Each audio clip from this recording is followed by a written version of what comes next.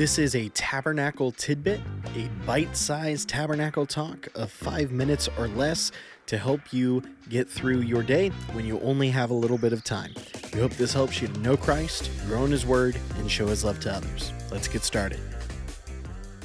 Welcome back to Tabernacle Tidbits. 2 Timothy chapter 2 and verse number 20, the Apostle Paul is giving some great reminders to his protege Timothy about why he's doing what he's doing in pastoring there in the city of Ephesus. Paul is imprisoned in Rome, and he will shortly be executed, and he's given some final words that are really important for Timothy to know and that are important for us to know.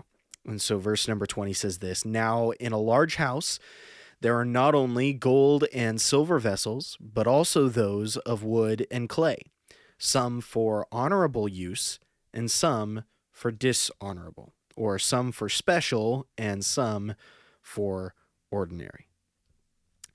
And if you're like, okay, cool, what in the world does that have to do? I didn't hear anything about like Jesus, God, my actions, sin. I didn't hear any of that. That's because we're just doing verse number 20.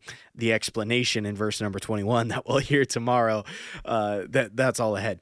But I'll give you a little sneak peek, and then tomorrow we'll dive into it a little bit more. As Paul's been talking through and telling Timothy, here's some guys that are not following the Lord. In fact, they're teaching heresy, saying that the resurrection from the dead has already passed, that all of those that have believed in Jesus since Jesus' resurrection, they're just dead and they're gone, and the only real hope in Jesus is for when Christ returns again, and that's the only time that there will be happiness for those that are still living. That kind of heresy that they were spreading, that was not the right words. That was not God's truth.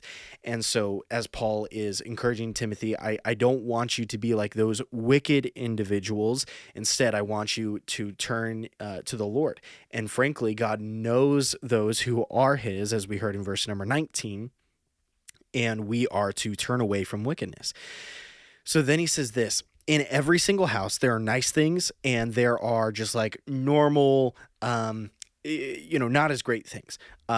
In my house, there's not as many like great things. I think probably for myself, my most valuable possession would be like this computer actually that I'm recording into right now. That I do all of my like sermon prep, I do so many things on it. Like this is my nicest possession, and this is something that's special. It's something that I try and take really good care of, that I have, protected in my laptop bag.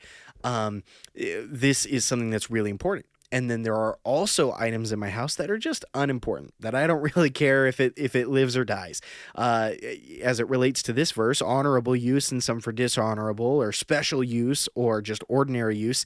I don't really care about any singular square of toilet paper in my house. It's just ordinary. It's common. It's not all that important. But I really take good care of my laptop. And as Paul's going to talk about in the next verse, we get to choose what kind of life, what kind of existence we have. Do we value what God has given us in the gospel and the Holy Spirit and in His church? Or do we view that as something that can be refused, something that can be ignored? Because I can tell you, I don't treat my socks particularly well. It goes on my foot. I walk around on it. Maybe it gets dusty or dirty at some point if I'm playing with my kids out in the backyard and didn't get a chance to throw on my shoes or something. It's just getting chucked into the laundry hamper, chucked into the dryer, and it's not very well taken care of.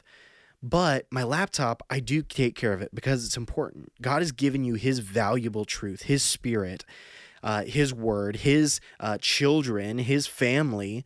Do you treat it as important and loved, or do you devalue it? Let us esteem as honorable, as gold and silver, what God has given us.